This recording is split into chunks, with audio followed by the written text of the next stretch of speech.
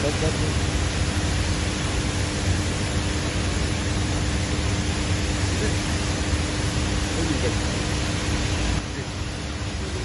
दरिया ते अॼियल पाकिस्तान जी सभ खां वधीक पाणी ज़ख़ीरो कंदड़ तरबेला डैम मुकमल तौर भरिजी वई आहे।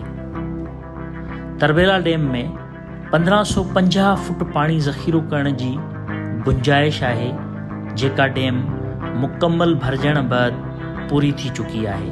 तरबेला डैम जी साइट ते मौजूद आहियूं। तरबेला डैम आहे। तरबेला डैम में पाणी ज़ख़ीरो करण जी 1550 फुटनि ताईं गुंजाइश आहे। 1550 फुटनि ताईं जॾहिं तरबेला डैम में पाणी भरिजी वेंदो आहे त उन खां पोइ बाक़ी इज़ाफ़ी पाणी सिंधु दरिया में छोड़ कयो वेंदो आहे। हिन वक़्तु तरबेला डैम में जेको बि इज़ाफ़ी पाणी अची रहियो आहे, इन ई पाणीअ खे सिंधु दरिया में छोड़ कयो पियो वञे।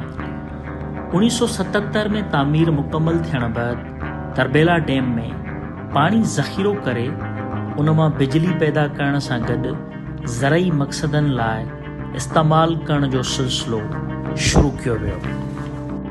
होॾां तरबेला डैम खां पोइ मंगला डैम बि मुकमल भरजण जे वेझो पहुची वई आहे।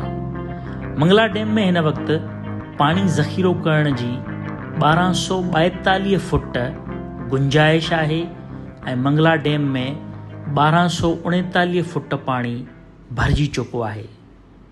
वधीक सिर्फ़ 3 फुट पाणी ज़ख़ीरो करण जी गुंजाइश रहिजी वई आहे।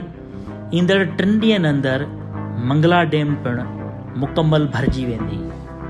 मंगला डैम पाणी खोट सबबि काफ़ी सालनि खां मुकमल भरिजी न सघी हुई।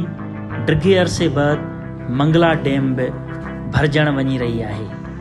तरबेला ऐं मंगला डैम पाकिस्तान जा सभ खां वॾा डैम आहिनि। इन्हनि डैम्स में पाणी ज़ख़ीरो करे बिजली पैदा करण ऐं ज़रई मक़सदनि लाइ इस्तेमालु कयो वञे थो।